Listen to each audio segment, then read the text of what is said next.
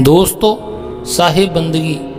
दोस्तों, जो इंसान वर्तमान में रहना सीख जाता है उसके सारे दुख दर्द मिट जाते हैं। लेकिन वर्तमान में रहना इतना सरल नहीं है, क्योंकि इसके लिए होश चाहिए, ज्ञान चाहिए और बुद्ध पुरुष की शरण चाहिए।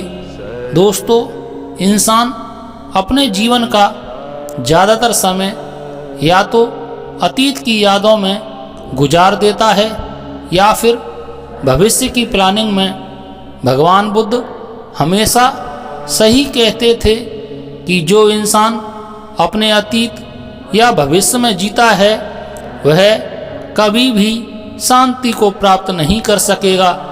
इंसान अपने अतीत के सुख दुख को याद करके दुखी होता है या फिर भविष्य की प्लानिंग के चक्कर में अवसाद से घिर जाता है।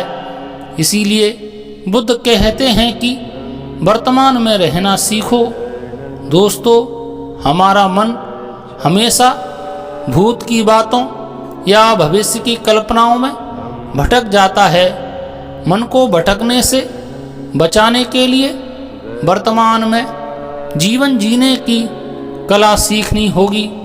दोस्तों, एक बार भगवान बुद्ध के शिष्यों ने बुद्ध से एक सवाल किया कि शरीर त्यागने के बाद आत्मा की यात्रा कैसी होती है, वह क्या करती है और उसका क्या होता है।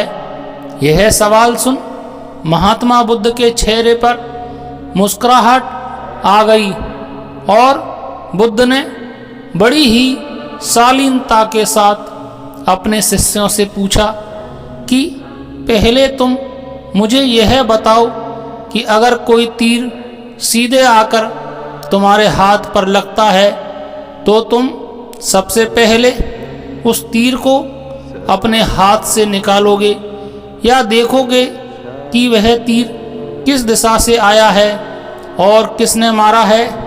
शिष्यों ने कहा, निश्चित रूप से हम सबसे पहले उस तीर को निकालेंगे, नहीं तो वह तीर हमारे पूरे शरीर में जहर भर देगा। इस जवाब को सुनते ही बुद्ध ने कहा, बिल्कुल सही कहा।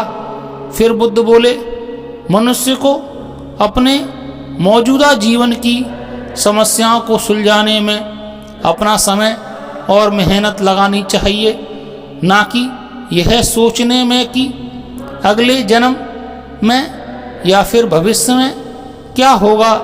बुद्ध आज की बात करते हैं और उन्होंने अपने शिष्यों को भी वर्तमान में जीने की, वर्तमान में रहने की सलाह दी है।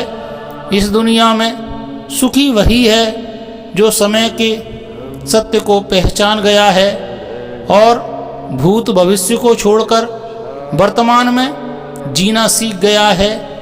ना अतीत की यादें, ना भविष्य की चिंताएं, केवल वर्तमान। दोस्तों, वर्तमान में जीना और रहना आसान तो नहीं है, पर हम कोशिश तो कर ही सकते हैं। अगर हमें वर्तमान में जीने की कला आ जाए तो हमारी सारी चिंताएं, सारे अवसाद ही खत्म हो जाएंगे। जब हम वर्तमान में जिएंगे तो हमारा आचरण भी शुद्ध हो जाएगा और शुद्ध आचरण हमेशा शांति को आमंत्रित करता है। साहिब बंदगी। नमो बुद्धाय। धन्यवाद। दोस्तों, मेरे चैनल सत्य की बातें को सब्सक्राइब करें और बेल आइकन को दबाना ना भूलें, ताकि आपको मेरी नई वीडियोज़ की नोटिफिकेशन मिलती रहे।